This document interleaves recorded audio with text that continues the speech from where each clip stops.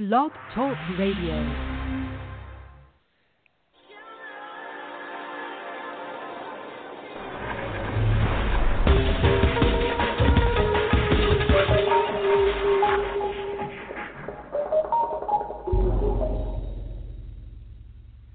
Hello, everyone, and welcome to my show. I'm your host, Gemma Marazine, award-winning and best-selling author, Fire and Ice, The Journey of Transformation, and The White Within. You can find out more about me as well as download today's podcast and past podcasts on my website, dianabawaros.com.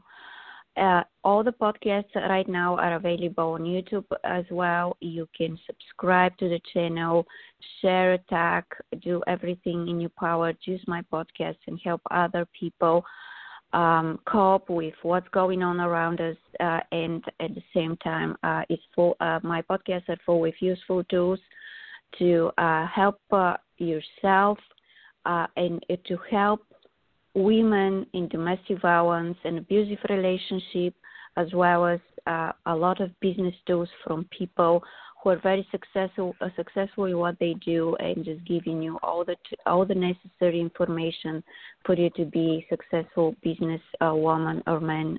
And I know we live in very difficult time, but I'm doing my best to make your life just a little bit more enjoyable, and remember that we are in this all together, and we're gonna get on the other side, and everything is going to be amazing.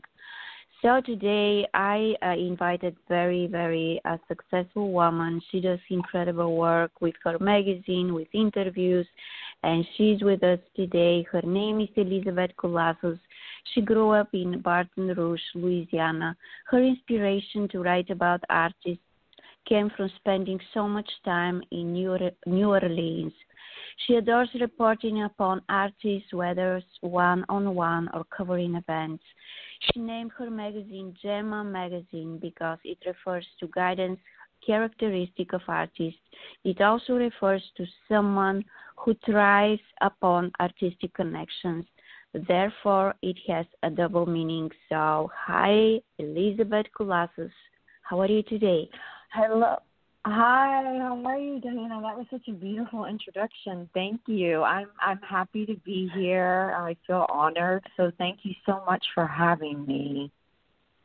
Yeah, absolutely. We are very excited to have you, all of us and my listeners. So can you please tell us how everything started with your amazing work? Okay. Well, I always wrote, and I've always been inspired, honestly, by artists, by growing up, like you said, in New Orleans. But I wrote for an architecture magazine, and then after that, I mainly focused on fashion designers. I wrote for the LA Fashion. I wrote for Oki Magazine out of New York. But I knew it was risky, but I really wanted to start my own because I as much as I adore fashion, and it's still my favorite, and especially the designers and everything that goes into their creations are so beautiful. It's true artistry. People don't realize how hard these designers work. I also wanted to explore a little bit more diversity with, musicians and actors, visual artists, a lot of modern and contemporary art. I think bringing, different artists into the magazine would be a good thing. I've been doing a lot of Instagram lives lately with a lot of musicians coming on, which has been a lot of fun.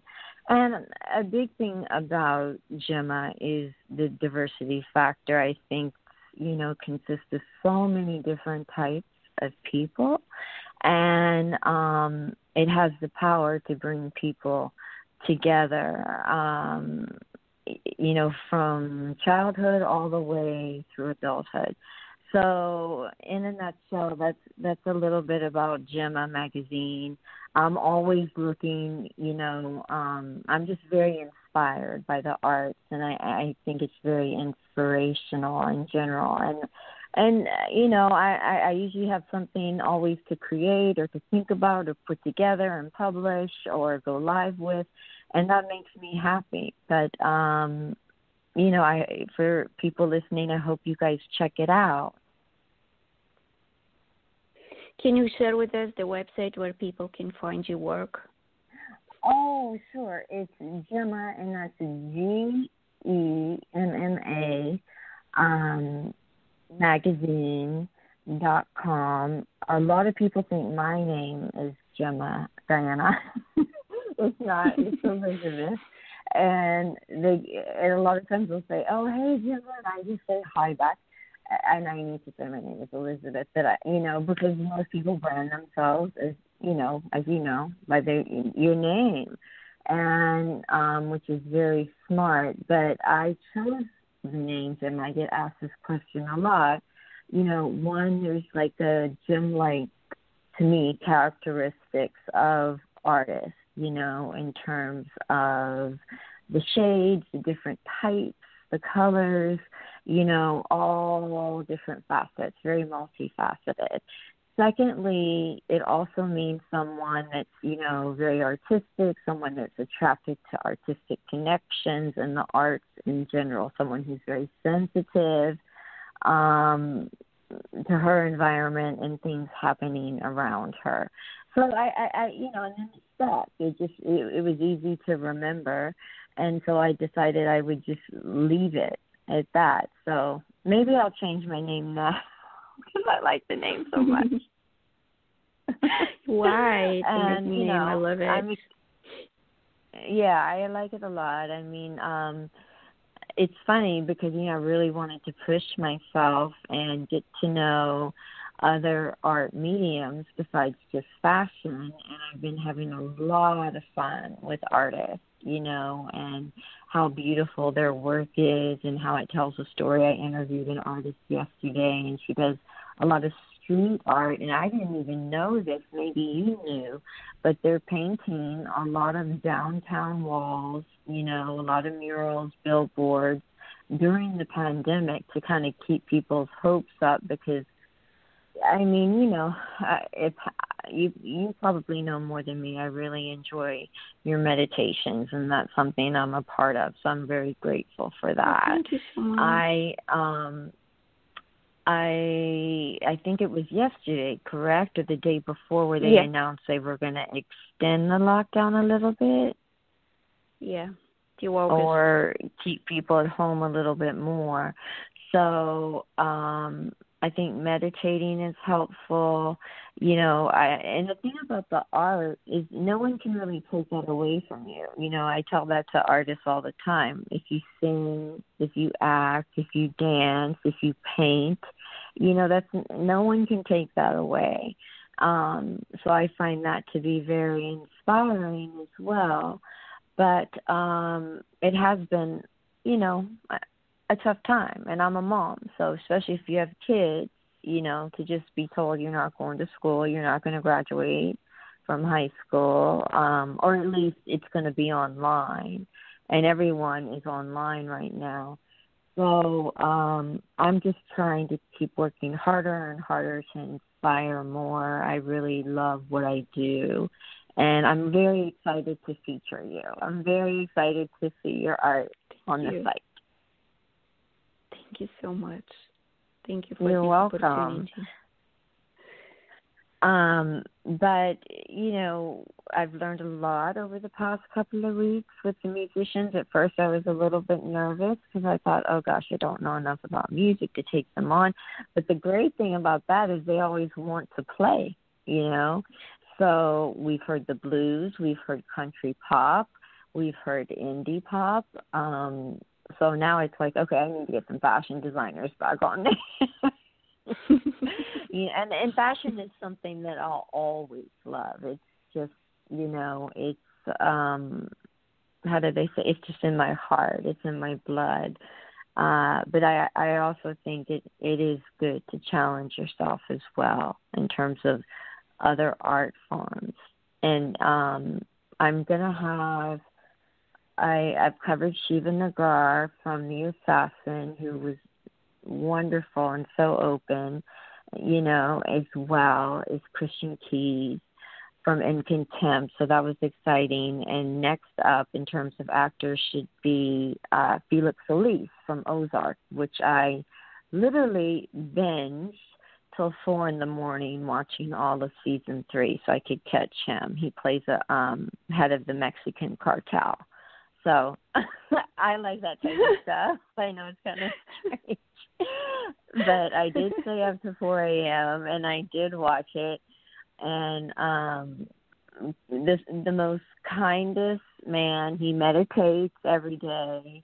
And, you know, not that I was expecting him to be cartel-ish. I'm just saying he's a very good actor.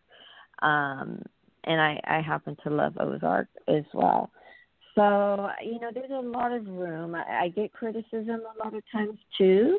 You're stretching yourself too far. You need to do either just fashion or you need to keep it with the arts, you know, the artists, visual artists, musicians or actors. But I do jump around a little bit and it seems to work best for me. It really does. And I do some filmmakers as well. I like documentaries. So I'm actually going live today at 2 with a documentary filmmaker, so that should be interesting.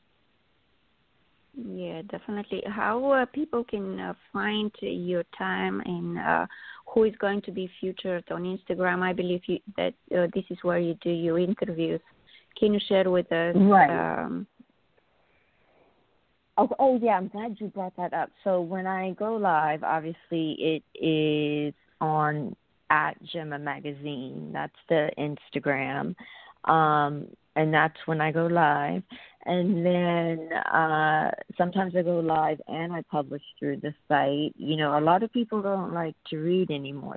Everybody's live right now. I'm sure you've noticed. You log on. It's immediate access. It's easy. It's quick. But I still enjoy writing, and I enjoy asking people questions. I enjoy the research process. I call it kind of creative chaos. And then you write a draft, and it's not what you want. And you edit, and you write a draft again, and then you ask yourself, why are you doing this? It's so much work. But once you press the publish button, and you know you feel like, okay, I really hope this person is happy with this, and you know you've put in all of your work and your best work, it's very gratifying. You know, especially when they see it.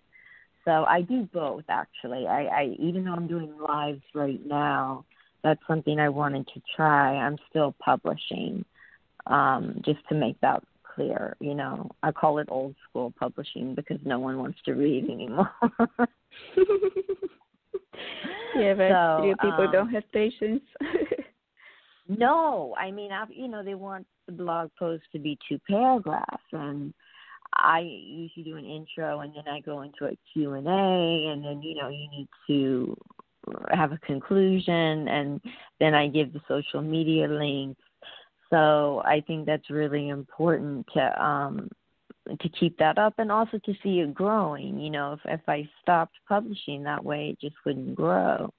So it's something I'm very passionate about, and, you know, I really enjoy all of the artists I have met. I'm not just saying that. They've all been super kind, and they're talking about being passionate, Diana. They are so passionate about what they do, which is inspiring. And it's not just, you know, oh, I'm this actor and I'm passionate and I do it. They go through their backstory and a lot of the times how they fell, or, you know, they failed, they feel like they failed, you know, or made mistakes. And the process of, you know, hearing how they get back up and continue is very inspiring to hear about, because they know in their heart that that's what they wanted to do, and nothing's going to stop them. Or sometimes they'll tell me, I've put myself in a position where this is the only thing I can do, so it's got to work, you know. Yeah, that's amazing. That's amazing. We are to the end of the show. Is there anything else you would like to share with us, Elisabeth? Oh, I'm really grateful for everyone that tuned in today, and I'm grateful to you, Diana, for your meditations. It's amazing how our paths cross. I just clicked on one day, and I was in my car. I mean, I tried to pull over to the side, but I just kept listening and I kept driving. So thank you for having me. I really appreciate it. And anyone that's interested, you can log on to the site at gemmamagazine.com or to my Instagram at Gemma Magazine. Thank you so much, Gemma, for being on my show, Gemma Magazine. Everybody, you can check out the show on Blog Talk Radio / Diana Belleroth. You can download the podcast for free, of course, and let's stay safe, let's stay healthy. Everything is going to be fine, and I do my meditation, trying to do it every day at 5 o'clock. Thank you for reminding me, Elisabeth, about that, and please join us. Let's help each other, support each other, and let's make this world just a little bit a better place with love, kindness, and compassion. I wish everyone an amazing Friday, and till next Friday. Goodbye. Thank you. You're welcome.